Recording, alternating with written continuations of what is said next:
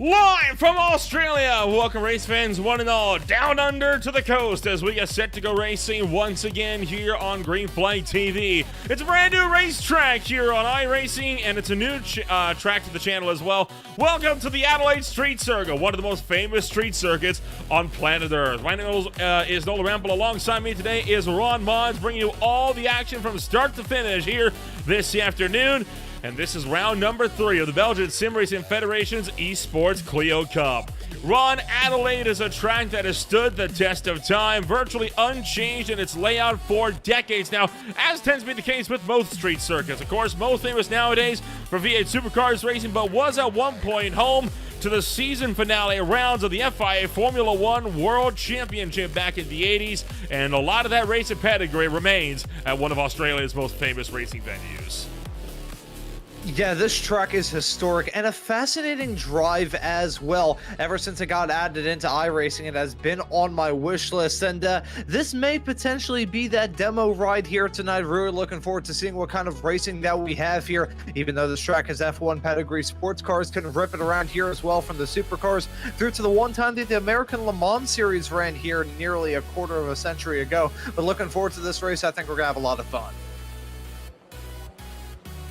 We're in for an absolutely stellar time here this afternoon. You got 18 cars, 13 in the Pro-Ams and 5 in the Ams getting set to duke it out for racing action here this afternoon. And of course, we look at the overall calendar. This is going to mark the halfway point of the season here this afternoon. It is the slowest racetrack on the calendar. And next week, Ron, we got set to roll into the fastest track on the calendar in 2 weeks' time at Road America back in Wisconsin. Boy, Road America is going to be a doozy of a ride. But hey, Adelaide, it's not often to get to run to the street circuit on iRacing, and it presents a very unique challenge for a lot of this field this afternoon.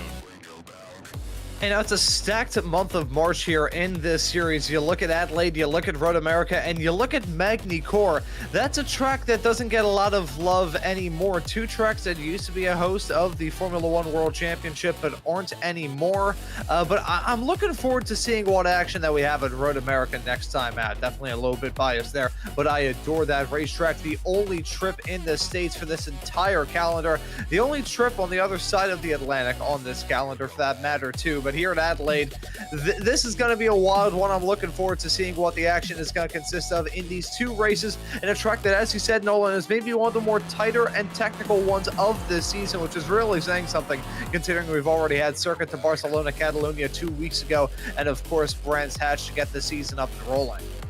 And of course, one of the big talking points today, I feel, is going to be the center chicane, that left-right flick that gets into a real one-line corner. Now, on a track map, you'd think it's a 90-degree left-hander to a 45-degree right. In reality, you just straight-line that bad boy, and you're hopping off wheels off the ground, especially in these Clios with the suspension. They can take the hit, and with standing starts out of Foster's Corner here, you know it's going to be a wild time coming down to the turn number 1, headed up to Wakefield Road. Oh, that is going to be a wild start to this race. I'm sure these drivers aren't looking forward to it, but I think it's fair to say, Nolan, that we're going to be looking forward to it here in the broadcast booth. Keep an eye on that. Wakefield Corner, though, at the end of the first kind of flat-out blast here of this lap, that'll be pretty intriguing, true, on the heavier braking zones of this lap.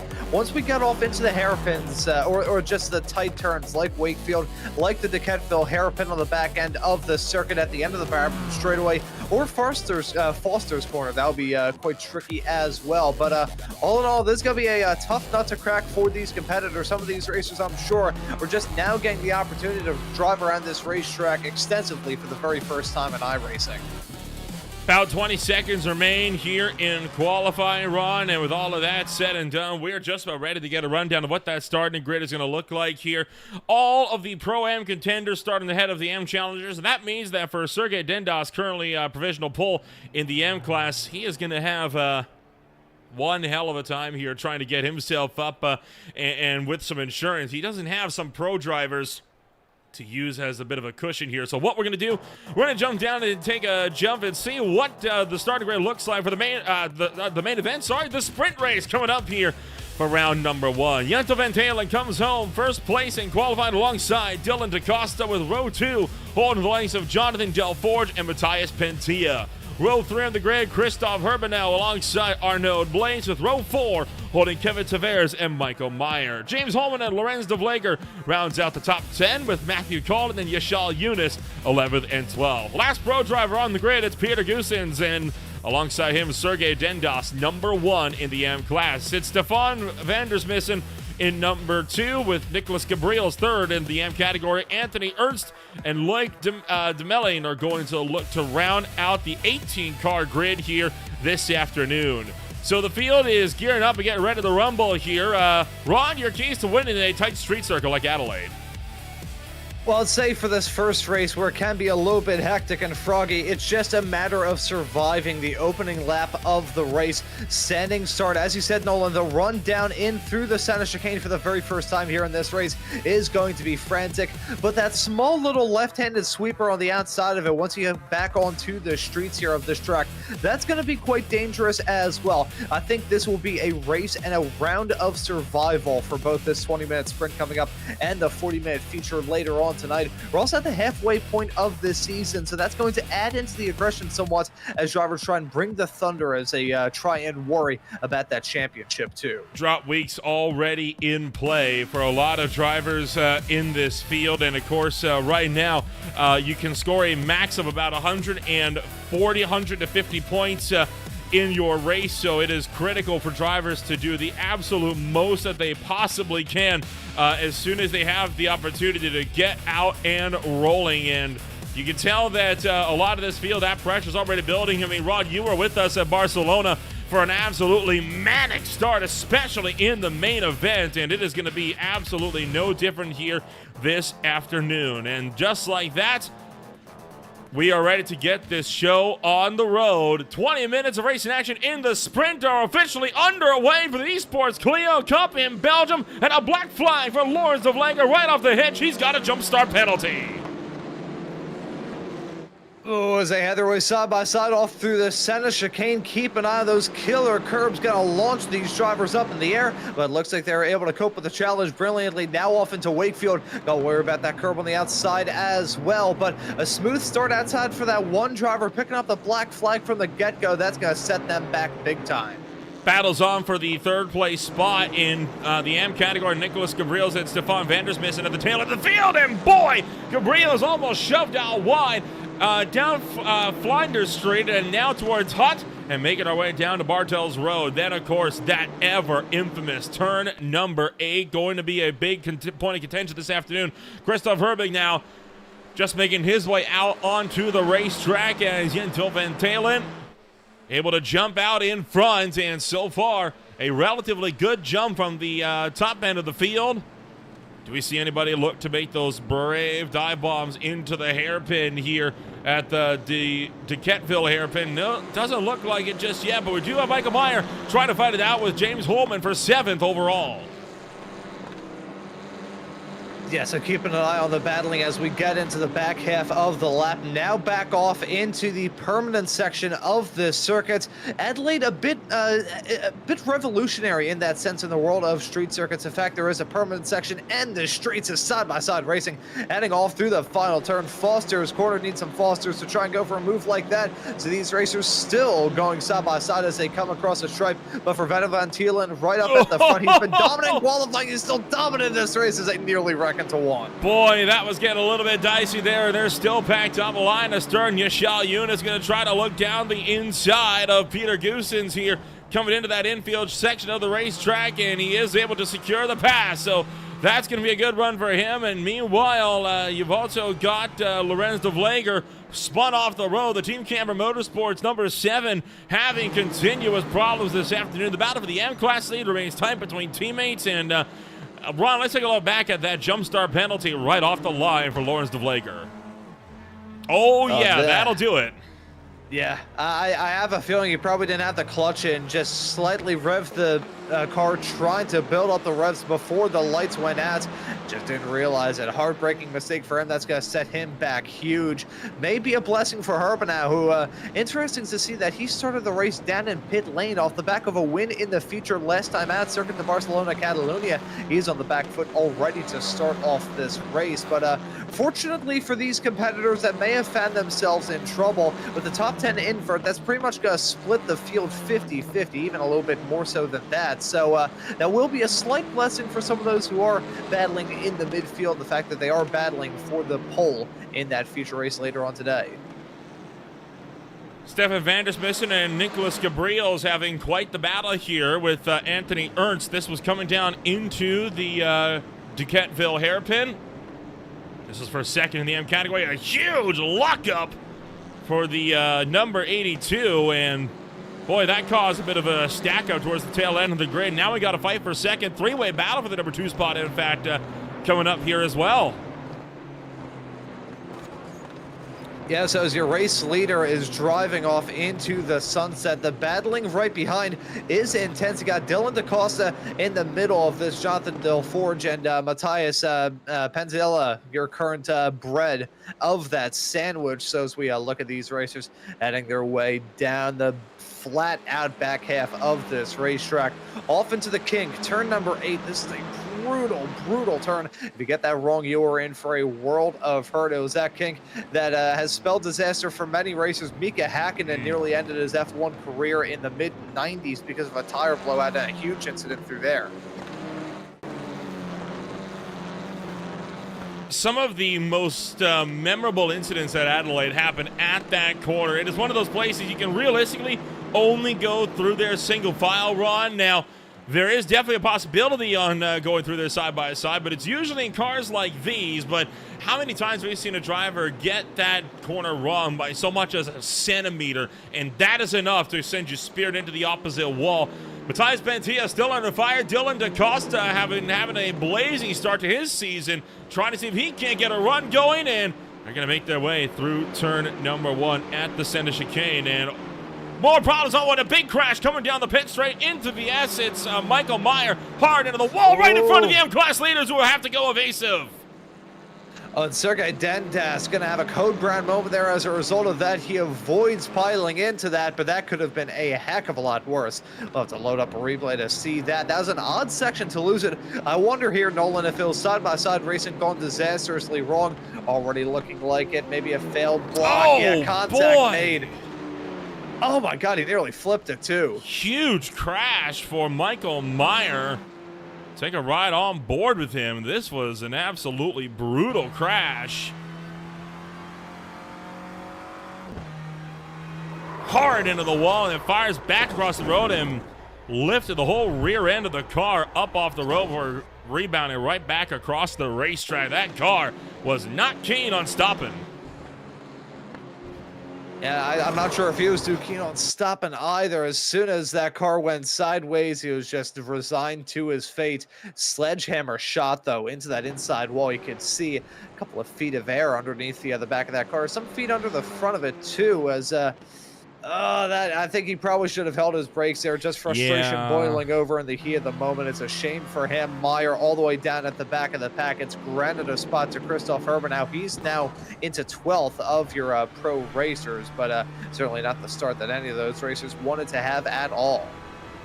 Riding on board the Jonathan Delforge, as Delforge trying to see if he can't close down the gap on DaCosta and Penzilla up the road. 2nd through 7th have remained tight. None of them separated by more than about 6 or 7 tenths of a second. At this point, a lot of these guys I feel like are just in a little bit of lockstep, kind of waiting to see what the opponent's going to do up in front of them. One of the new additions to Adelaide, look at how close those barriers are to those curbs, right? It didn't used to be that way. You used to be able to really run it way out wide, but something tells me they had to move those barriers closer after drivers were starting to take quite a few liberties with track limits. And you can see the barriers once again heading off through turn number 8. Those barriers have been moved as well. Kind of reprofiled that turn to make it a little bit tighter. It was more open, more of a sweeper, kind of similar to the reconfiguration that went on with 130R at Suzuka Circuit, right towards the back end of that lap. They slightly changed it just to try and make it a little bit safer, but that is still a very treacherous turn around this track. But keeping our eyes on these battles right towards the front of the field. You got Dylan DaCosta in the middle of that. DaCosta was your feature race winner in the opening round of the championship at Brands Hatch, the second race of this season. But Vettel Van Tielen has been the dominant force up to this point, both in these sprint races and in qualifying. 3 poles to get this season up and rolling, and 2 sprint race wins. It's looking like he's on track for a third, leading by 3.8 seconds. Battle for eighth as well. Yashel Yunus and Matthew Collin almost went side by side through turn 1, but Collins able to pull out clear. Let's not forget your AM category as well. Currently up for grabs, Sergey Dendas and Nicholas Gabriels going at it as well. And I got to give Nicholas Gabriels a lot of credit here. He probably had a slowdown, much like Dendas, but it would not have been as severe of a penalty as Dendas had. But Gabriels did not take advantage of that. He stayed in line despite Dendas having to swing out wide through the chicane. And I feel like some good sportsmanship being shown throughout the AM category here. These guys are just having a good old time. Yeah, and as us commentators, we always talk about the racing action and the drama surrounding it all, but more often than not, these competitors just like to have a good time. They want to have fun here in these races, and even if it means going for some lunges, that's, hey, if you're having fun, that's all that matters at the end of the day. Looking at this battling all throughout the field, I gotta say, Dylan, I'm surprised with how racy this track has been for these competitors. They've been throwing it down the inside more often than not, but it ends in tears. No! That is Gabriels and Vandersmissen both off the road, and a tough break for the number 12, getting clean out by the 82. Just a pinch too far coming into the DeCatville hairpin. Kevin Tavares in the meantime, man, forcing the issue, having the issue forced on him. There we go, as Jonathan Delforge really kind of pinched him off for the pass coming down the pit straight there.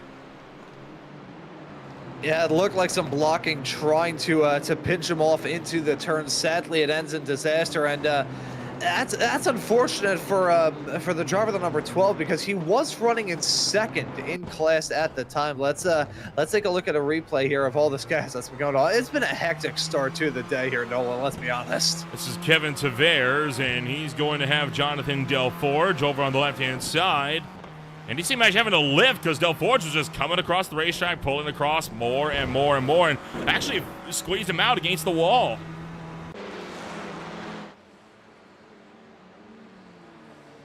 But you mentioned surprise, Ron, at how racy this track has been for these cars.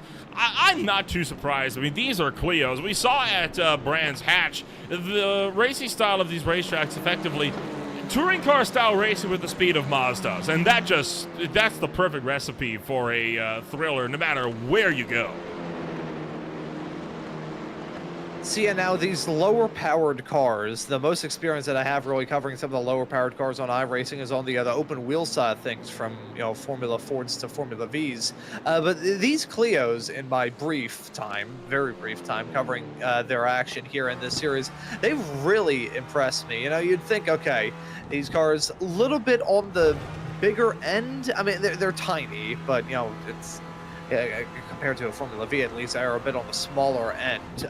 However, these cars have put on some amazing racing, as Pentilla dropping it a little bit off through the turn, and Dylan DaCosta looking to rattle his cage a little bit as they head their way off through the opening sector, through the 90s, and oh my goodness, I thought they were going to go side by side throughout the entirety of that portion of the track. Through Flanders, through Hutt, and now on to Bartels Road, right up against the left side wall. See a couple drivers clattering off that wall. Now a big run for Dylan DaCosta down the straight, given some help by Jonathan Delforge. Can he clear him by the time they get to turn 8 to the Brabham straight?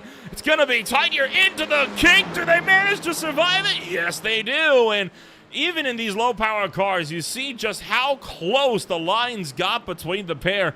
Once again, putting a lot of emphasis on why it's really not advised that you go side by side through that fast right-hander. Yeah, you can go side by side through there, but you don't want to. At least you don't want to lap after lap, because that's just kind of begging for trouble. But these racers still tempting fate, still trying to get the moves done on one another. very competitive racing that we have seen through to this point. As a bit of a lock up there from DaCosta, that may cost him a spot on Jonathan Delforge. As you can see, that gap close up once more, 0.4 of a second as they head their way across the stripe. DaCosta looking just to try and pull off a little bit of damage limitation here. You know, he got that win in the feature race at Brands Hatch, but outside of Vettel Van Tielen, nobody's been able to grab more than one win thus far this season, which, I mean, we've only had 4 races, so that kind of stands to reason. But I think he's looking to have a good show of things here in that number 27 car today, so keep an eye on him, especially come time for the second race. Not missing anything, by the way. The M category, Dendas continues to lead the way, and the entire field there separated by about at least a second from driver to driver, if not more than 3. So it's all the action in the pro category for the time being, as Delforge, DaCosta, Pentia, Tavares still in a 4-way grudge match for 2nd through 5th on track. And right behind these guys, you've also got Arnaud Blaise and James Holman. They're in a bit of a loose fight, half a second separated. If Holman can close the gap here just a little bit more, he could look to have a potential fight as well for the 6th place spot. Yeah, these battles farther behind your leaders do have that level of importance with a top 10 invert to set your field for the second race of the evening. These competitors will have to consider that, and it's certainly something that they are thinking about actively every single time they try and get it moved on all one other. Peter Goosen's kind of in a league of his own right now, the number 88 car. He would be the one to inherit the pole.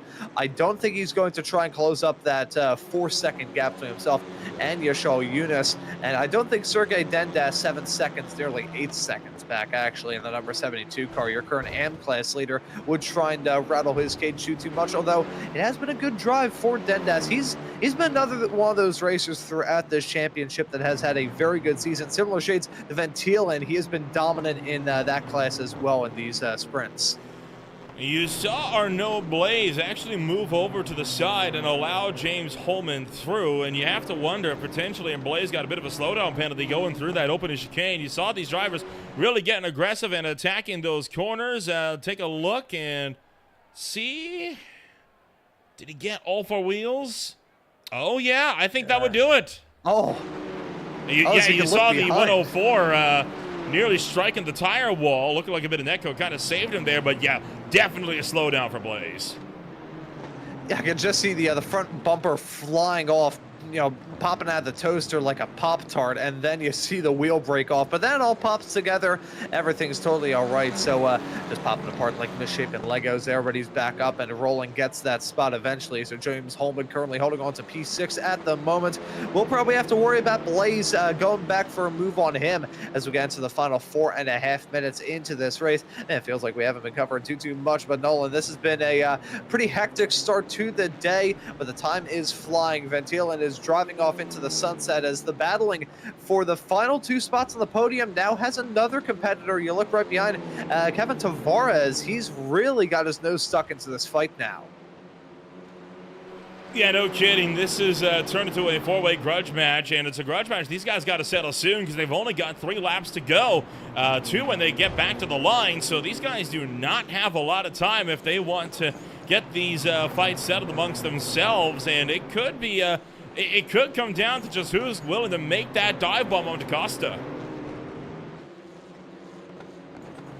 I think I saw Delforge smack the barrier just a few moments ago. I believe, unless I'm very much mistaken, that was coming out of turn right after Flinders Street. So smack the wall with the left-hand side. I think he's still running that song. Doesn't look like there's any major damage there. But once we're heading off into the turns, we'll get a full picture of that. If there is damage on that car, we can maybe say that this battle may split into a 2-2 affair. But at the moment, still looks like he's running at full slog in that 777 car. So they have just been a small little scrape, nothing major. These cars can be tanks. We saw that last time at Barcelona.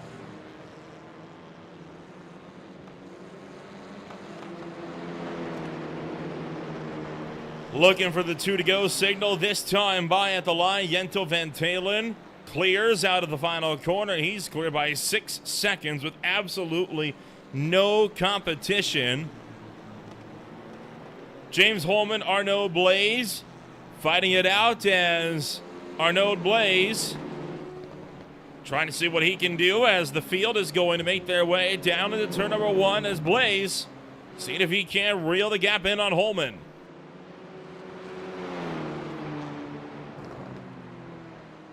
Yeah, so still enough time for these two to try and squabble up, but Blaze is going to have to put in a shift to try and close up that margin. Where is the spot to try and do it? Is he going to try and make it work through the heavy braking zones? Is he going to try and get it done through these kind of low speed, just flick after flick after flick, left turn after right turn, 90 degree after 90 degrees? So you're going to try and get it done in the quicker part of the racetrack that we're heading off through right now. We'll say, Nolan, and this is honest, this racetrack is somewhat unique in the world of 80 street courses in the sense that it has a pretty good mix of just about every single type of turn, from hairpins and 90-degree bends to fast kinks and long sweepers. It truly is the street circuit that manages to do it all, and that type of nature of this racetrack has been putting on a real big show for us this afternoon. Lloyd DeMelon, by the way, in a fight with Stefan Vandersmissen. Vandersmissen has managed to reel the gap back in, so we got another fight developing for the podium positions here in the AM category, coming up with just 1 lap to go.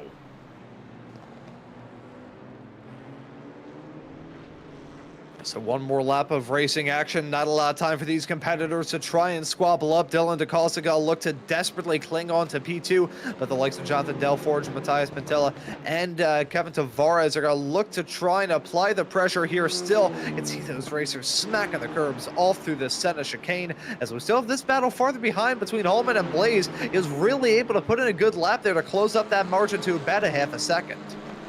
We got a lot of big fights continuing to close at the time being that have yet to be decided, including this one here for the last podium position in the AM category. And critically, these drivers here are not a part of the top 10 invert, right? So there are going to be, for these guys, it's really important that they finish as well as they can, because they don't have the invert to save them if they get a poor finish in their category. But up front, Dylan DaCosta continuing to have that gap run down by Jonathan Delforge. Does Delforge go for the dive here into the Ducatville hairpin? He's going to make the look, but DaCosta fends it off on the inside. Delforge has to go over and under. It's a lockup for DaCosta, and here comes Delforge. He slips through to take the number 2 spot.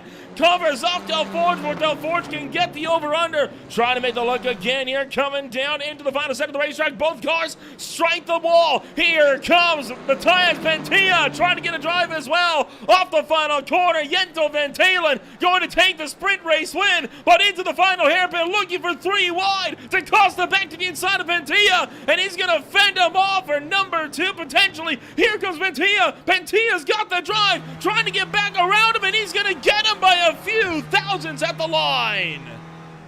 What a finish here at Adelaide. That was absolutely golden. Pantella doing everything that he needed to do, jumping into that spot. And look at the margin at the end of that. Incredible stuff to decide your silver and bronze positions.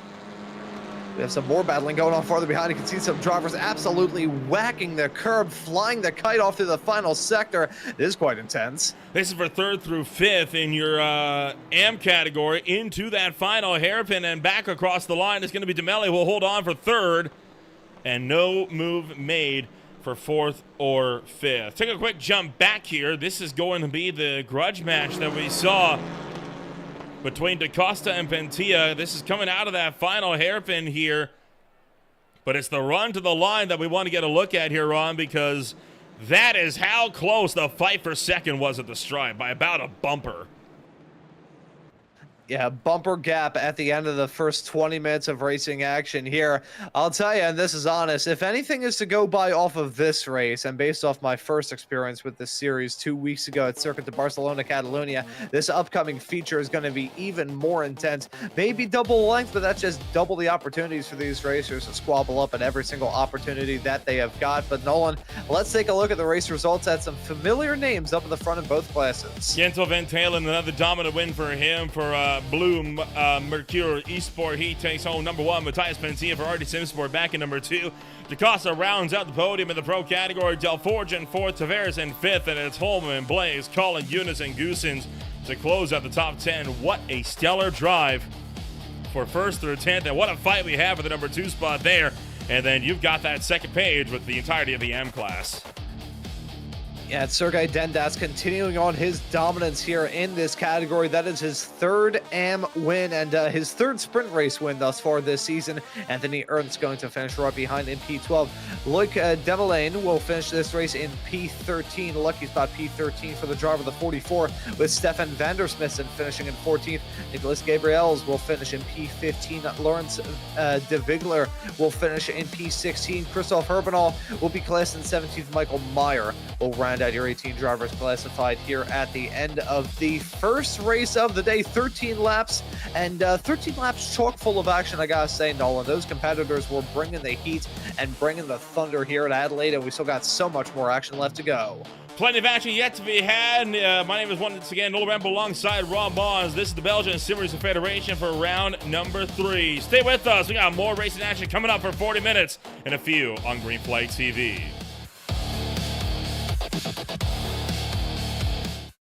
Racing isn't easy, but experiencing it is. iRacing puts you in the driver's seat with the industry's leading sim racing game. Drive on laser scan replicas of the greatest racing circuits from around the world. Go head-to-head against other drivers chosen by skill-based matchmaking to ensure competitive racing at every level. Compete across all your favorite series. In officially licensed cars, engineered to deliver the most accurate driving experience possible.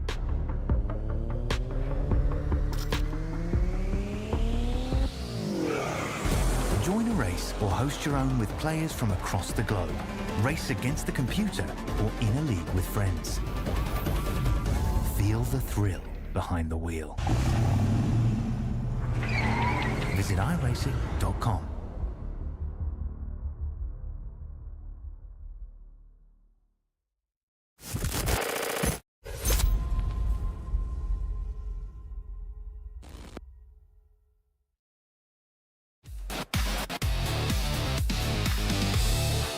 Welcome back to Green Flag TV, where racing action is just about to kick off for another 40 minutes from down under.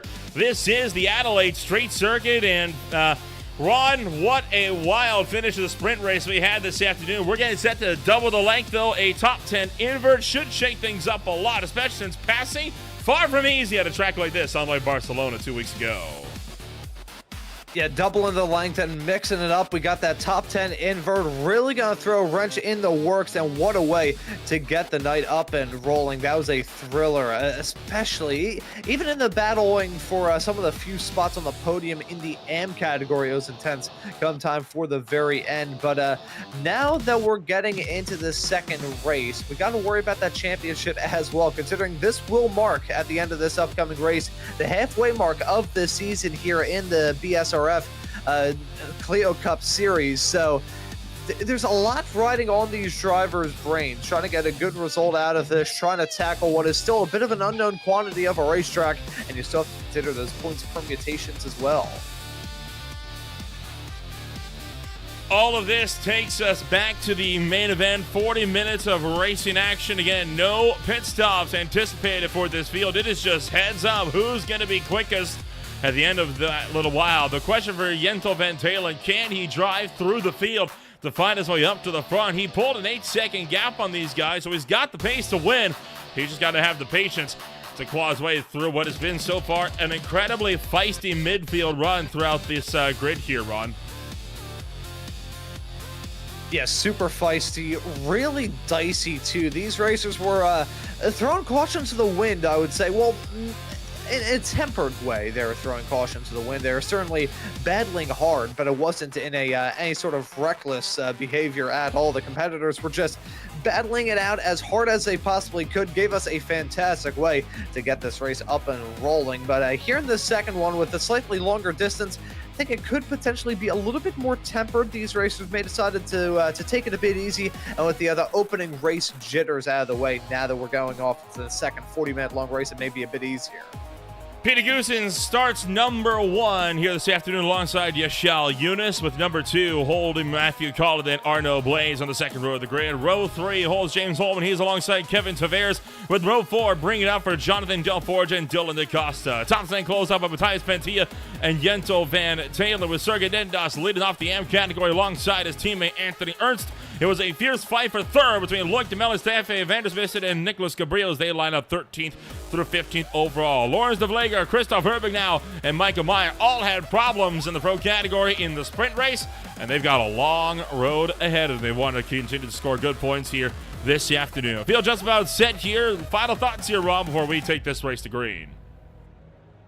For some, it's going to be a matter of panicking. For others, it's going to be a very smooth race. Looking forward to seeing who's going to have a smooth one, who else is going to be probably panicking throughout the next 40 minutes. 40 minutes of race action is getting set to kick off, as the revs going to build. And it's go, go, go in Adelaide as Yashal Yunus jumping out in front early on, trying to get to the early lead, and he has gotten a horrible start for Peter Goosen, dropping from first to fourth before even turn number 1, side by side through the opening couple of corners. One car swings into the grass, they're able to hold it, and 3 wide as they make their way down on to Wakefield Road.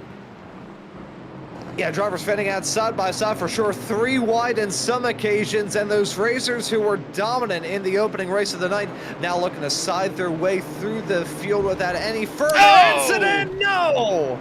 And that is, I believe, Kevin Tavares, who has been spun sideways, and he's going to be forced to take the toe to pit road as a result. A horrid start for Tavares as he just ran. I believe that was Jonathan Delforge into the wall. Delforge has a meatball flag. He's going to have to come down pit road, which is ironic because that car looks like it's driving about as straight as could be. It looks virtually undamaged. That sucks.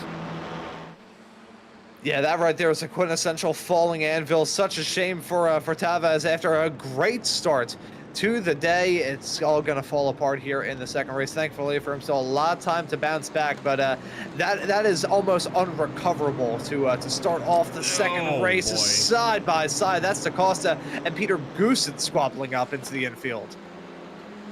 Peter Goosen has had an absolutely horrid start. First to 7th in just the end of 1 lap, and now he's going to spin it as well. What a save, though, as he locks it down, coming into the final hairpin. Good run for him, and now you've got the likes of Dylan DaCosta and Jento Van Taylor trying to make a run. There goes Jonathan Delforge to the pit road to serve his meatball flag. Boy, I mean, that's a rough way to kick off the afternoon for Peter Goosen. He's going to have to hope for more this afternoon, but that is really fractured a huge chunk of the pro categories.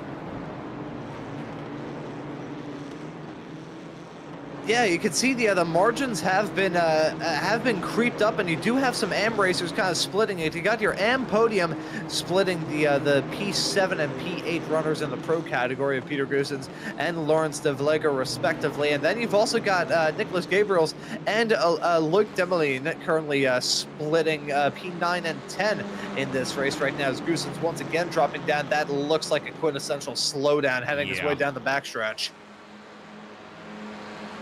Yet again, another tough break for him on that deal. Christoph Herbignow, by the way, had to start his race from pit road, so he is all the way back in the number 12 spot in the pro category. He's going to have to try to claw his way back from 17th overall on the grid. 8th and 3rd continue to battle it out, and boy, we're seeing some tight fighting. Now, you've got a lot of pro versus AM driver fights in the middle of all of this. The one fight that is for position here, Vandersvissen and Anthony Ernst, who just swapped positions for the number 2 spot in AM. Yeah, so that's a battle of notes in that category. Sergei Dendas looking to finally break through and get a feature race win. It has been, I wouldn't say chaotic. It's been a little bit up and down for many racers in that AM category throughout this season, just trying to break their way into victory lane, get that first win, and try and use that as an opportunity to just snowball from there and have a great run through the rest of this campaign. Meanwhile, a little bit farther up the road, Jento Van Taylor has been able to jump his way up into 4th. Quick time for him.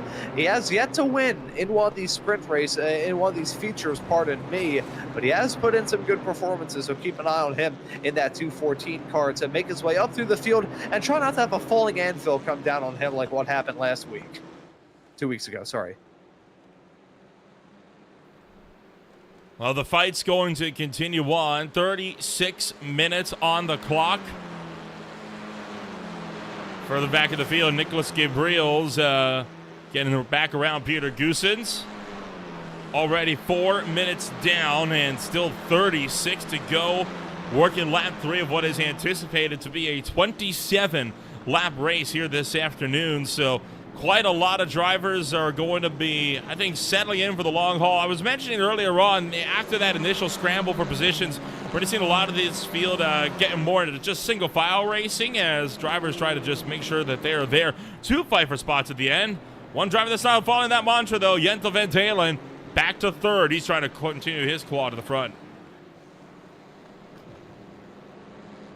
Yeah, still trying to make up some progress. Here in these 40-minute long races, you always see kind of split ideas as to how they want to tackle. Do you want to get the moves done early? Do you want just trying to hack at it as quickly and efficiently as you can, go for every single opportunity that you have?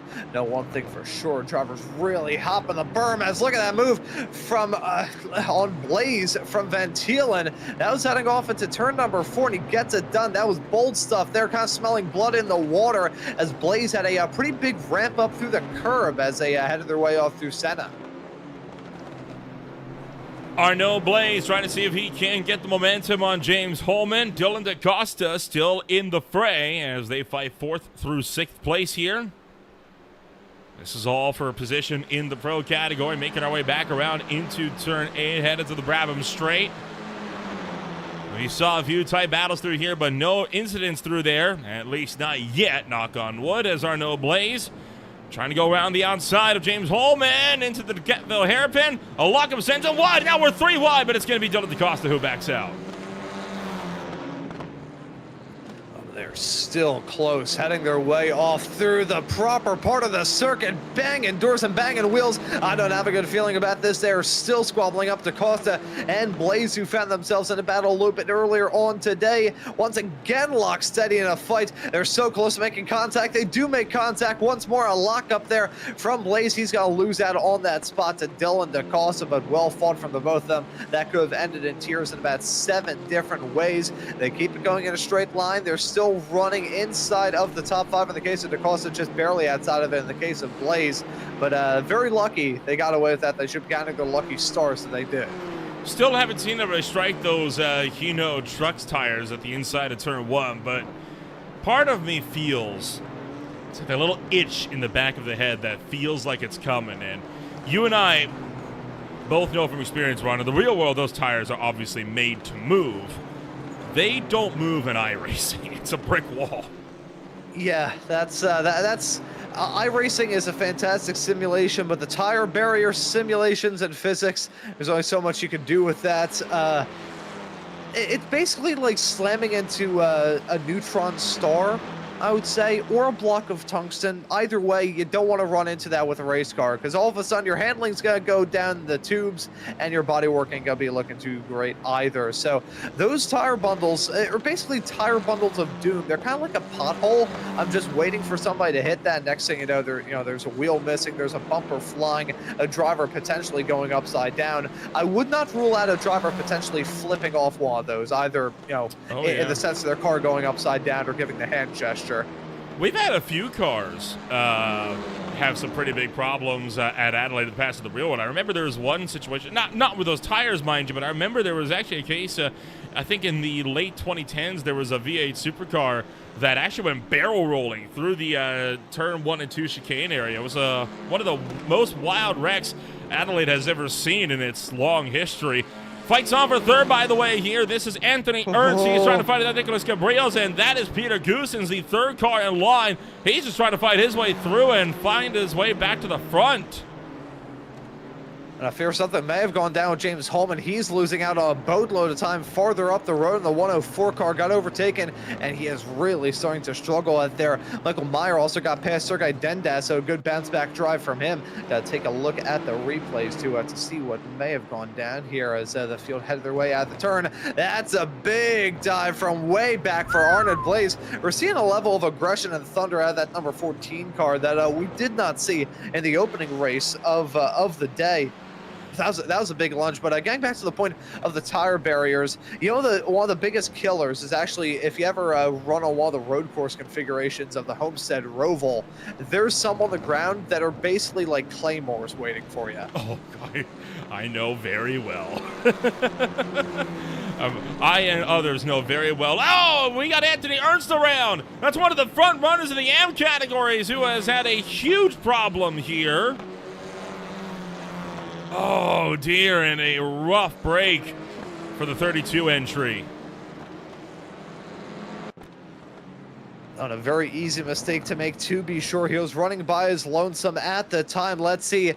Deep on the brakes into the turn, having to take to the runoff area. Very lucky that it's not just a tire bundle that he would have met. And hey, he's right by the roundabout, so it does make sense. Well, I mean, hey, and what he did there, I actually kind of like the way he managed to avoid that, as we've now got James Holman into pit road. He has given up on his race for today. But I actually really love what he did with that, because rather than try to make that corner, because he knew it wasn't making it, he turned the other way to make for the runoff area, which is exactly what it's there for. That was masterful damage mitigation for him. That could have been a race-ending hit had he not made that left-hand turn at the last second.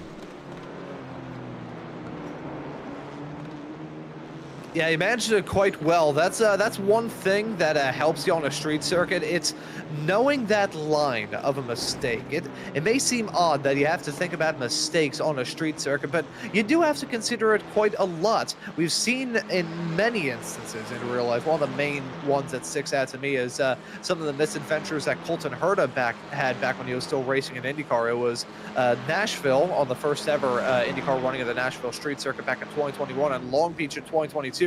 Had some mistakes in the braking zones, didn't bail out of it in time, and it spelled disaster for his race when he could have had a good shot to win. If you know that line to say, okay, I'm not going to make this turn, you know how to bail out of it, and you know when to bail out of it and how to bail out of it, that could make a big difference when it comes to the point. So that is smart driving from there. As I was going on that spiel, we also saw a swaparoo in this fight between Anthony Ernst and Luc Delamere. That's a battle for P4 at the moment in your AM class, and Ernst now holding on to it. It has been a frantic opening 12 minutes of this race. I mean, every single lap we're seeing position swaps galore across all sorts of fights in the field. Several of them are starting to separate, so I feel like we're about to enter that middle lull of the race that we kind of expected to see at a race like Adelaide. But this opening 8-lap run has been just fantastic for fights, and Yashal Yunus finally about to be put under pressure since taking the lead on lap number 1, because Matthew Cullen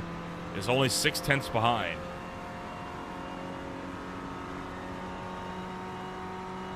Yeah, so Yunus has put on a good drive so far to hold on to that top spot, but feels like there may be some knocks on that door, and I think the first will come from Matthew Cullen. But you know who's one driver that's going to be licking his lips at seeing this fight go on? It's going to be Jette Van Tielen, because that gap right now, about 2.5 seconds back to your race leader, 2 seconds back from Matthew Cullen. Once these drivers start to squabble up, that's going to bring him into the fold. And he has a comfortable margin, not the most comfortable in the world, but it is 1 second between himself and Dylan DaCosta. So Van Tielen would have time, if he gets involved in this, to get the move done before he starts feeling some pressure himself. So keep an eye on these top two, because once they start battling, that 2-car fight for the race lead could very well turn into a 3, 4, or 5-car battle lickety-split. Fight for 13th place overall is on. That is a Pro and an AM driver fighting it out. That's Ernst and Matthias Pentia that have been going at it. What a tough break for Pentia as well. He's also one of those drivers that has really been trying to get himself with a good lunge going, and it just has not gone his way. So Pentia, I'm sure, feeling frustrated with how his night has gone, but hey, at the end of the day, you still got 3 races to go, and you still got 27 minutes to go in this race as well. So for Pentia, it's head down. It's a street circuit. There's a lot that can still happen between here and the end to help him score some points.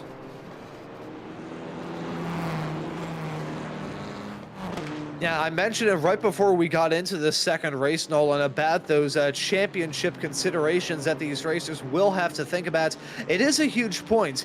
If you find yourself in the hole to start off this season, maybe at Brands Hatch or Circuit de Barcelona, Catalonia, some drama was going on there. You didn't get the result that you had in mind. This is a point to try and turn things around. If you can hit the ground running with some momentum in the second half of the season, it could just put a huge amount of wind in your sails. So some of the racers that we have seen run into difficulties, looking to get a good result out of this race. As we jump back to the battle once more up at the front, it is really closing up now between Eunice and Colin, now about a quarter of a second.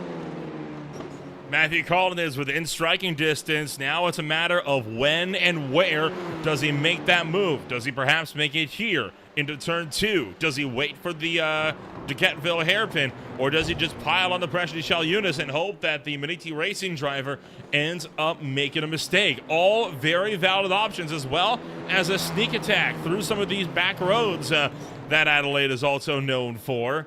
A lot of opportunities for Matthew Collin, but he's got to pick the right one, because the wrong one, as we've seen before, could send them both into the wall. Speaking of into the wall, Sergey Dendas has lost the M-Class lead, and he has gone off, and I think that is coming up to Wakefield Corner. Oh, that's going to be a bad moment for him. He's now falling into the crutches big time of Anthony Ernst right around him. So that'll be a teammate battle that we've got on camera right now between the 72 and the 32. But Sergey Dendas, who's looking to get a good run and finally break through into victory lane these future races, doesn't look like it's going to happen here as he overshoots the braking marker big time, hits the move yourself barrier, and tries to get it turned back around. Well, he did move himself. That he did. It is fitting in an odd sense. Maybe he touched that barrier so he could. Maybe you have to do that. It's like a game of tag. It's one of my favorite things is ironic signage placement. Especially when there's incidents at motorsports, like there's nothing that adds humor to it. You remember Alex Peroni? It was back in, I think, 2018 or 19. It was a absolutely horrific Formula 3 Monza. Yeah, launching up and over the sausage curbs, landing on top of the wall right next to a Marshall stand. The one reason why this is funny is because everyone was okay, but it is not lost to me that the signs above him were about no drunk driving. Yeah. And you see a car on top of the wall, and your mind just runs through possibilities. Now, obviously, that's only funny because Peroni was okay. That's the sole reason why that was funny. But yeah. And to be super clear, drunk driving was not to blame. That was the power of a sausage curb, a low-flung Formula car, and saying Leroy Jenkins in the cockpit and having it end in tears. Why sausage curbs have not been banned remains a mystery to me in this world. See, I always call them the overcooked sausage because much like an overcooked sausage, you can chip your teeth on both. That's clever. I'm going to steal that. I'm going to shamelessly steal that the next time we're at a road course. Sausage curbs is it's a tricky subject in motorsports, isn't it? It's one of those cases where it's a bad solution, but what other solution realistically is there?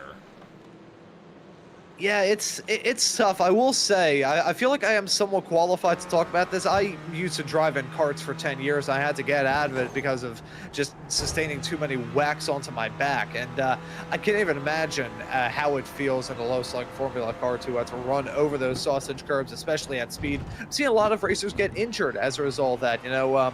Abby Eaton, who used to be the other driver on Grand Tour. She was in the W Series, and her kind of time in that series was abridged after hitting a curb at Circuit of the Americas through the final sector.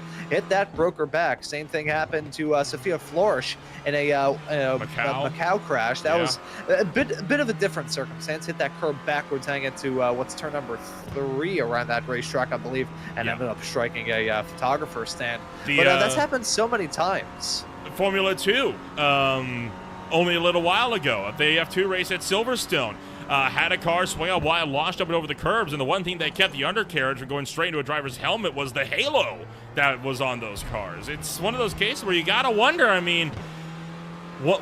what point do you step back and think, you know, when do you need to make that change for those curbs? The one good thing about Adelaide, of the many good things, this track doesn't have sausage curbs, so we don't need to worry about it. It's got lifted curbs, but no sausage curbs. Yeah, I mean, the curbs are absolutely massive, but there is definitely a difference. It's, I could say it in an odd sense. It's like the difference between, you know, going into an area where you know you're going to, like, going into a bad area of town, but, like, knowingly going into a bad area of town. Yeah.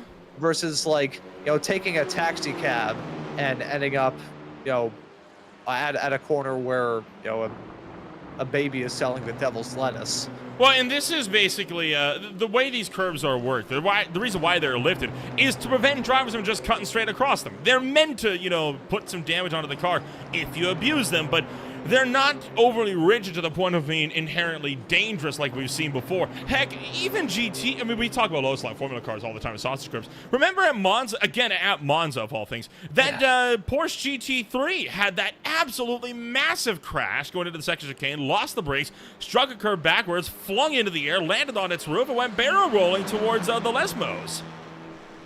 Yeah, I remember that. I think it was an Aston Martin, but the point still remains as we've actually got some side-by-side racing up in the front. Sir. Matthew Collins trying to get the dive done on Eunice. A little bit of contact made there. Eunice with a bit of a lockup. He's now falling into the crutches big time of Yellow Van Tielen. So that's a swaparoo of the top spot, just shy of the halfway mark here in this race, and he gets it done, heading off into the Dequetteville hairpin, but now off through the final sector, back onto the permanent stuff.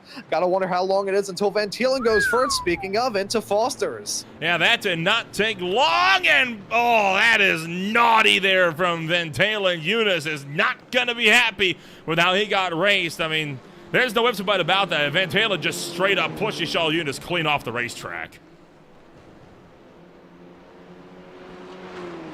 Yeah, it was certainly getting a bit ugly there as they started to battle, but here at the moment, drivers trying to squabble up. They know that they've got a good shot to win here, and in the case of the other two that were duking it out, Eunice and Colin have yet to visit victory lane here in this season, so they're looking to have a good run of things here in this race. Van Tielen also looking just to try and get his first feature win as we jump to the battle lane a little bit farther behind. This is going to be intense. This is Delforge and Goossens scrapping it out for 8th and 9th. And you saw Goossens had to defend Jonathan Delforge, making the successful attack into Wakefield Bend. And now trying to see if he can't hold that. Coming out of Hutt Street and onto Bartels Road. Underneath the Valvoline signage. And that 777 looking good for the time being. Delforge, of course, had that meatball flight that he had to serve earlier on. And he is just on the drive back, trying to see if he can scrap out for some positions. I would feel so miffed if I was Delforge. He had a meatball flag, was forced to come down to pit road, he would have been disqualified. You want to know how long he was in the box for? 1.9 seconds. Not even enough time to get the car onto the jacks. It's like, I am curious, that's the point where what was broken that needed fixing?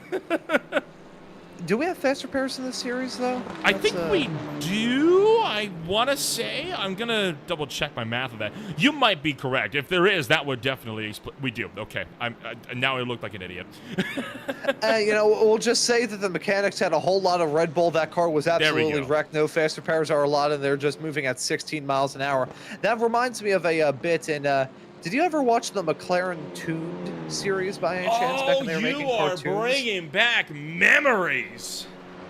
Yeah, when I got into F1, so I always consider myself to be kind of like a late bloomer in the F1 world, even though I've watched my first Formula One race back in 2014. It was the 2014 Brazilian Grand Prix. So it was after I'd gone into it, but it was in the same era of, I forget that guy who used to do cartoons of like Formula E, Formula One, and MotoGP.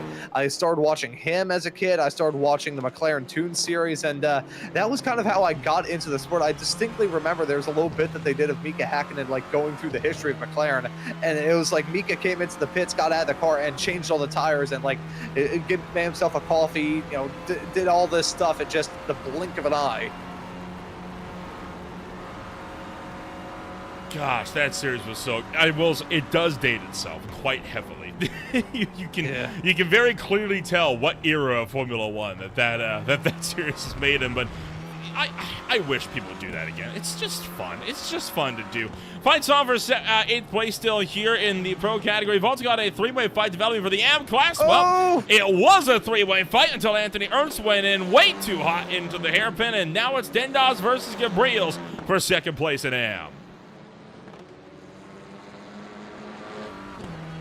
Yeah, that was that's classic iRacing commentary comedic timing. Right as we're saying, it was a 3-car battle. Breakaway. Well, now it's 2-2. But hey, we mind ourselves some 2 battles here right now. As look at some drivers lock it up a little bit, heading down into the final turn. Foster's turn, very tricky to nail down. It kind of comes out of nowhere in an odd sense. You got the turn and the bend in the road leading right up to it. Makes the braking zone really tricky to nail down. Just a series of many turns around this racetrack that's very tricky to try and get a hold of and run around as quick as you can. But this is still a fight that is very much so on. You got the 12 and the 72. This is the scrap for P2 at the moment in your AM category, and Dendas looking to bounce back after what was still probably going to be a somewhat disappointing run in this race, but just trying to get some good points haul out of it too. And for the 10th overall spot, you have Matthias Pentia and Stefan Vandersmissen trying to fight it out as well. These are for drivers that are currently engaged in a grudge match for the, again, 10th overall, but this is the class leader for AM in 10th place in the pro category, effectively in a battle of their own. And no move being made for Dendas. He is looking to wait it out. I think might be trying to just apply pressure to Gabriels to see if he can't force him wide. Not a bad tactic by any stretch of the imagination. Oh, Jackson! Oh, I had a bad feeling about that. The barrier striking once more. What did I say? It's a valid tactic. Yeah, it's Mario Kart tactics for sure. But hey, if it works, it works. Now, granted, probably not gonna win him many friends with a dive like that. Maybe not. Ugh. Right in. It's the like wall. a shovel. It's like a shovel there on the outside. Or actually, no, it's like whenever you drive the wrong way into a parking lot downtown. I know we have that in the city of Philadelphia. I think it's other places in the other world as well. There's little spikes that prevent you from driving down the wrong way. It's basically what that is. Anthony Ernst trying to go around the long way through Wakefield. But Gabriel's still able to hold on. Maybe not, as here comes Ernst. Ernst doing his darndest to try to make his way back down and around, but so far, no dice for the number 32 as he tries to attack for a podium.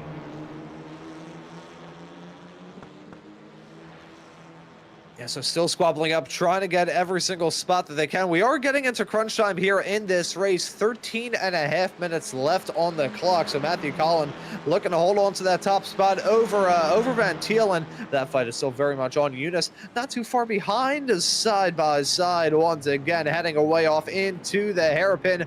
Will this be a swapperoo of note? It will. Anthony Ernst gonna jump in front of Gabriel's there. That's a nice spot to get done, but we still have them kind of side by side as we head our way off into the danger zone. These guys continue to fight it out with 13 minutes on the clock and now less than 10 laps to go.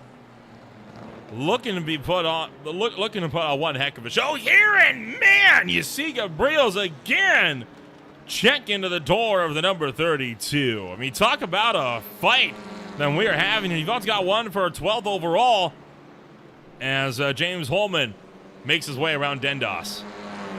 Now, the reason why these drivers are battling each other, because you might be wondering, well, why fight so hard? Remember, these drivers are scored based on their overall finishing position. That is why they still fight it out for every spot on the track. Yeah, and I like it when race series do this. One of the series that I cover quite extensively on iRacing is a series that has 3 different classes, exact same cars between the Formula Vs, Formula Fords, or the Spec Racer Fords, and the 3 different classes give some very interesting dynamics there. The interclass battling between drivers in one category versus one in the other, all looking to try and get the exact same amount of points. I like it when series do this because it gives that added level of importance. Doesn't matter where the battles are at there on the racetrack, everybody's still going to give it their all. And that's what I like, when racers can't just lay back and say, okay, everything's just okay. Now, I want to see a racer just send it. I have to agree with you, and we are seeing a lot of drivers going for the Sens right now. There's Peter Goossens trying to make the run on Pentia. Two drivers that have been put through the ringer so far today. Goossens down into the 10th place spot. That is where he finished in the sprint. Started on pole for the main event, and he has dropped right back to where he was before. Now 30.5 seconds off the leaders, but he is trying to get up one more. He's got 7/10 to make up on Pentia up the road, but Pentia, with that pass just being completed, I don't think he's going to be falling from that spot anytime soon. And we saw him put a good defensive drive a little bit earlier on here in this race. We'll see if he tries to close up that gap to himself and Jonathan Delforge, as we still have just a tick under 11 minutes left to go here. So Pentia is still within striking range of moving up further places, but certainly content at the moment, holding on to P9. And Peter Goossens, talk about the wild day that he has had in that 88 car. It's been topsy-turvy for sure. Many points in time where things were not looking great. Other times where things were looking golden. This has been a quite intriguing round to look at here, Nolan. After the rather known quantity of Circuit de Barcelona, Catalonia 2 weeks ago for the latest round of this championship, heading off to one of the newest tracks on iRacing. It was just implemented for the season, and even though we are approaching the end, I think we are now I think we're knocking on the door. The final week of the iRacing season, week 12, will be starting, I think, in just a couple of hours' time. It's still been a test for these competitors. They have not been running comfortable at all, which from a broadcaster's perspective, I can enjoy. From a driver's perspective, though, I'm sure many of these racers will be looking forward to the next round of the championship and the remainder part of the season when they head off to some more known quantities of race circuits. As these drivers continue to fight it out for the final 10 minutes of this race. Coming up here on Greenfly TV. Tonight, it's the Collegiate iRacing League Cup Series swinging out west as they will be taken to the Auto Club Speedway in Fontana, California, where the High Tide Racing League Premier Series kicks off their 5-race chase for the Cup at the biggest, baddest track on the NASCAR calendar. It's the Talladega Superspeedway. 2 sports car series are both out at the Autodromo Nacional Monza, one of those being, of course, Motor City Racing's IMSA series on Sunday. The prelude to that, the Aspire Racing ISO Refrigeration Sports Car Championship, which will see GTPs and GT3 machinery take to the Italian Temple of Speed for a good hour of racing. Mid-Atlantic Racing Series also at Talladega on Tuesday, alongside the OMSRL Cup Series at Chicagoland. And then at PSR, the Phoenix Raceway will host the PSR Truck Series, the Collegiate iRacing Sports Car Championship. Speaking of familiar racetracks, they're headed to Barcelona on Wednesday. They will be joined as well by the Beer League for more racing action here on Wednesday night. So plenty of racing yet to be had, and well, this race anticipated to be a hotly contested one throughout the final minutes. Van Talen has caught Colin for the lead. Oh, as even with a bit of a wall scrape there, he's certainly trying to apply the pressure to that number 24 car right up in front. Only a handful of laps left to go, and I think that both of these racers know that. For Matthew Collin, it's going to have to be a defensive masterclass. For Van Talen, he's just going to have to send it. But how much do you send it if you are the driver of that 214 car? You've had a good season up to this point. You're probably just going to take the opportunities when they are allotted to. You can see him close up that gap as they head their way off in through the Dequetteville hairpin, but back into the other proper part of this race circuit. He is still running in second. How aggressive do you try and go for this move if you are Van Talen here, Nolan? Well, you want the win. I feel like you got to get the elbows out at some point. Maybe not now. You still got 5 laps to go. That's plenty of time for Van Talen to fight back, so unless you're planning on putting him into a wall somewhere. I feel like maybe, though, 2, maybe 1 lap to go. Yeah, you go for a bit more of a cheeky lunge here or there into the tighter quarters on this track. Oh, man, he got close to that tire bundle that time, but I thought for a moment he hit it. I have a feeling that that tire bundle has been shaved down already. Maybe the marbles off through that opening chicane aren't actually just the tire marbles. Maybe it's some tire barrier marbles as well. Battle for 7th that we have on screen right now. Jonathan Delforge and Lawrence de Vigler currently battling out for P7 at the moment. The 777 and the 7 battling for P7 at the moment here. As you can see, those racers, full commitment, full tense. I think I saw a little bit of smoke get kicked up in the air, so I think one of them may have gotten a bit too flirtatious with that tire bundle, and I would have to guess that it was de Vigler, as he has lost out on a little bit of time off through the first sector. Yeah, it was Delforge kicking up a little bit of debris there, getting a little close for comfort with those tires. You don't want to ever get too friendly with them. Back up to the front runners, into the hairpin. Van Talen continuing to hold strong, while Matthew Collin keeps one eye tightly glued to those mirrors, desperate to try to see if he can't find a way around in the final 6 minutes of racing action this afternoon. 16 cars still remain on the lead lap. The only drivers 1 lap down are Christoph Herbig now and Kevin Tavares, and that is because both of them have been forced to the pit road for various incidents. Yeah, but you know, even though we have seen a couple of crashes throughout this race, it hasn't been a high attrition race at all, either for the sprint earlier or the feature right now. These competitors have coped with the challenge brilliantly to try and get acclimatized to this racetrack. Shows you the level of talent that we have got in this series, the fact that they've been able to run at 10-10s. They haven't been taking it easy by any means. We've had a couple of wall scrapes, a couple of incidents, drivers certainly battling hard, but for the most part, they have kept it very, very clean. And even these racers duking that up in the front, although I will say, Van Talen, huge wall smack there. I've been seeing those become a bit more of a common occurrence for the driver of the 214 car. And I don't know about you, Nolan. Very quick racer, grabbed 3 poles to start the season, now has 3 wins too.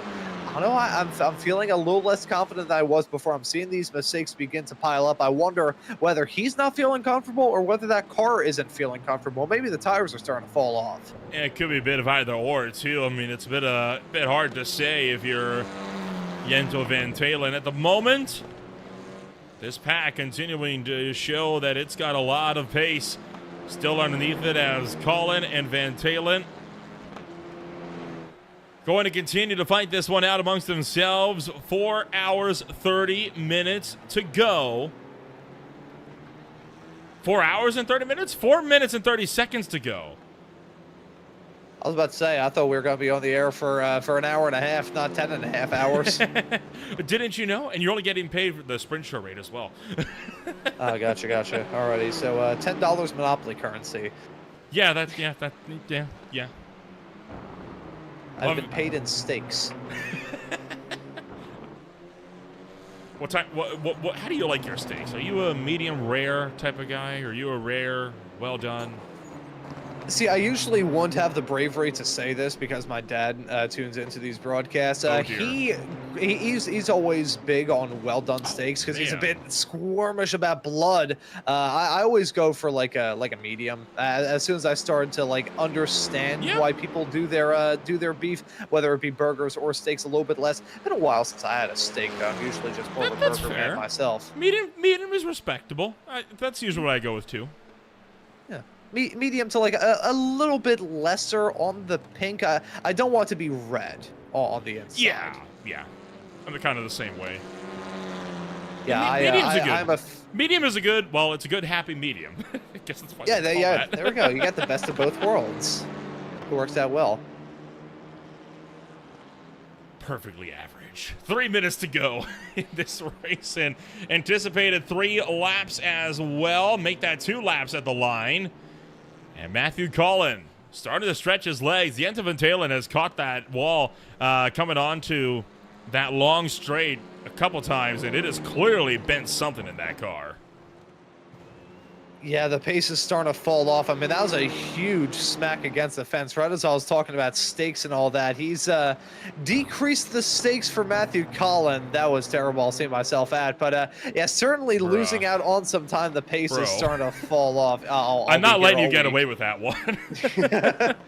You should not. That's within your right. Pentia having a moment here. This was coming into the final corner of the racetrack. And look at Lawrence de Vleger just pushing him down the straight. Does not want to be the one in front of this battle. And take a look at this overtake that was done into the final hairpin. It was a sneak attack from nowhere, courtesy of Matthias Pentia. Yeah, look at that. Heading off as the Foster's hairpin. That's the way you get the move done there. Very easy to pull off a bit of a sneak attack there into that turn. The bend in the braking zone makes it tricky to nail down, though. So very easy to get a move done, but very easy for a move to end in tears. But thankfully, that was well executed for him. He's being able to jump into that spot. We're coming to the white flag, though, this time by Nolan. And for Matthew Collin, looking like this is going to be his first race win here in this Belgian Sim Racing Federation Clio Cup Series, even with a bit of a wiggle off into the grass, it looked like, through the braking zone to the final corner. Oh, I don't know about that. I mean, that was a lot more than just a wobble. He got on the grass, disrupted his line. Here comes Jento Van Talen trying to get the run for the lead. It's going to have to be the long way around turn one, when Collins shuts him off at the pass. So Jento Van Talen forced to tuck back in line. Now he's going to be on offense, though, with just one lap to go in this race. Van Talen trying to go the long way into Wakefield. Oh, as here we go, slipping back. What a move there from Van Talen. That's how you fight. Sold him the dummy, and it worked like a charm. Played Matthew Collin like a fiddle. And could that last-minute mistake from Collin cost him a race win this afternoon? Jento Van Talen trying to see if he can fight this one out. Van Talen also looking for his first win of the Belgian Sim Racing Federation. And the question is, can he get the job done? Van Talen coming in here looking to go back-to-back. Sorry, what am I talking about? First win, this would be the hat trick for Van Talen. Both Brands Hatch, one Barcelona. Can Collin disrupt the three-peat into the final couple of corners? Look at the left front, by the way, on Van Talen. The right front, sorry, that wheel is pushed in like there's no tomorrow. And Collin half a second back. I don't see the move coming this time by. And he's not going to be able to get the job done. Jento Van Talen, 3 in a row in the Esports Clio Cup on a car that I'm shocked has made it to the checkered flag.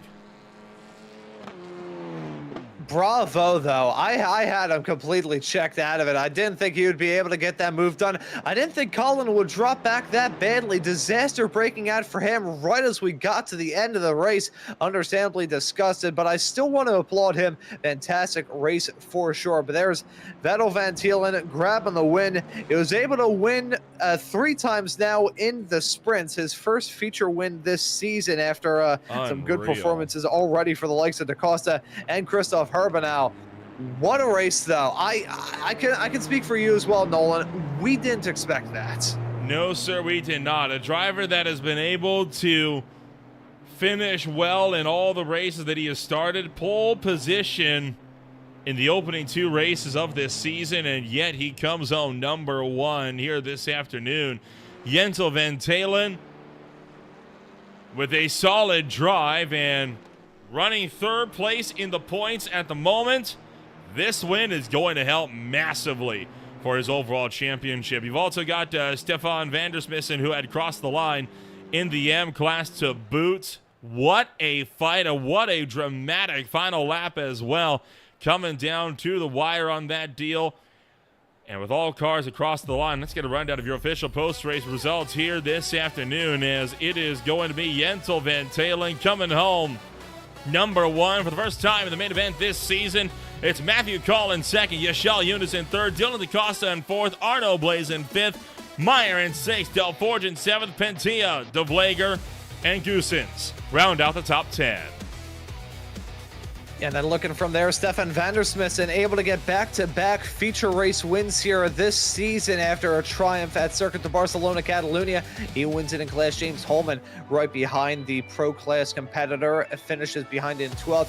Sergei Dendas, who had a good shot to try and pull off the double here, but instead will have to settle for a 2nd place run in class. 13th overall. Anthony Ernst will finish directly behind in 14th. Nicholas Gabriels in P15. Luke Demolian will finish in 16th in front of Christoph Herbenau, and Kevin Tavares, I believe, did not take the start here. But no matter, 17 drivers grabbing the checkered flag and some darn good racing here to boot, Nolan. I wasn't sure what we were going to be expecting heading off into this unknown quantity of a brand new street track here on iRacing, but we got a thriller. Yes, sir, we sure did. We're going to talk to the driver taking home his first main event win in the season, Jentel Van Talen, coming home number 1 this afternoon. And I tell you what, it's a great day for you here this afternoon, Jentel. What an absolutely thrilling drive that you were able to put on for us here this afternoon. And I got to be honest, after you caught the wall with 2 laps to go, I didn't see you taking that win, but a mistake from Colin sends you through to victory lane. How does it feel? Yeah, indeed. That feature race must have been one of the most unexpected wins of my whole career. I basically bent my steering in lap 3, so I had to drive the whole race with bent steering, but it was still quite okay. And then I had a shunt again in the second to last lap, indeed. But then, yeah, Mathieu was driving really well, to be honest. His pace was really good, but then he just made a slight mistake, which gave me like one opportunity and managed to nail it, I guess. So, pretty good evening. Clean sweep on the races here today as you're able to take the win, and not just the sprint, but the main event as well. So safe to say you are going to be in a good shot to take the points lead exiting Adelaide here this afternoon. With the past finishes for you here, though, being a 5th and a 6th place in the main events here, do you think the championship run is still in the cards for you? I guess it's still on the cards. I think I won both sprint race last time, so I still had like decent points in the championship, and let's just hope we can move this momentum further into the season, and basically let's see us what this brings. I'm just gonna prepare like always and give it my best shot in the next rounds. 2 weeks from today, we're going to be swinging to Road America, the lone race in the US of A, and of course, the longest track of the schedule as well. A lot of long straights, a lot of heartbreaking zones. What do you expect entering Wisconsin? I think it's going to be like a pretty big slipstream fest, so it's probably going to be like super fun to race, because I don't think we can get out of slipstream there, but we will see what it brings. I'm excited for it already, so. Well, we'll wish you the best of luck when we go racing in America 2 weeks from now. Congratulations on taking home a stellar race win this afternoon, Jentel, and we'll see you again next week. Thank you. See you guys. Jentel Van Talen coming home number 1 this afternoon in the pro category. Ron, still waiting to see if we're going to be getting Stefan van der Smith in your AM category winner this afternoon, but what a fight for Van Talen, and you can tell he is happy with this one. Driving the whole race on bent steering is one thing, and you can even see here, right, that right front wheel just getting pushed in, not helped at all by the hits that he took to the wall later on. It is incredible that he managed to take the win here. Yeah, and I found it so shocking that he had that damage pretty much ever since more or less the drop of the green 3 laps into it. Having to fight back in the way that he did is unbelievable. That takes so much effort to try and do, both from just a driving perspective and trying to stay with it mentally as well. I'm sure all of us who've done some hot laps on iRacing will have a little bit of bent steering, either on a hot lap or just driving around, or even just doing like an AI race or something like that. You'll have a little bit of damage and say, okay, well, my race is done. You'll just fire it off into the barrier or have to come down pit lane.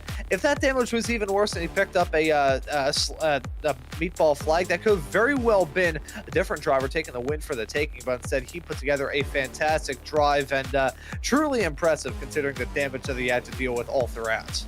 Well, it does look that we're going to be able to catch up with Van der Smith at the end of the day, as our time is just about up here once again. Once again, 2 weeks from today, it is going to be a trip out to Road America, and that is going to be quite the drive indeed. Tonight, it's the Collegiate iRacing League coming to you live from the Auto Club Speedway, and of course, you've then got the likes here of the High Tide Racing League kicking things off at Talladega for the Mid-Atlantic Racing Series, meaning a two-parter for Talladega. Make that 3, as it's going to be Dega 3 nights in a row. Last night, of course, was the Wade Pedals Truck Series. Monza is where Aspire is going to be headed out to on Tuesday, with Owen Messerell laying claim to Illinois at the Chicagoland Speedway. PSR will be out in Avondale with the Collegiate iRacing League Sports Car Championship. Headed to Spain, they'll be in Barcelona as well with the Beer League. Back for more on Wednesday night. If you want to find out more about who we are and what we can offer you, check us out today at www.greenflag.tv. My name is Manolo Renville alongside Ron Bond this afternoon. Thank you all so much for joining us, and we'll see you in 2 weeks where we kick off the second half of the Belgian Sim Racing Federation's Esports Clio Cup in Wisconsin.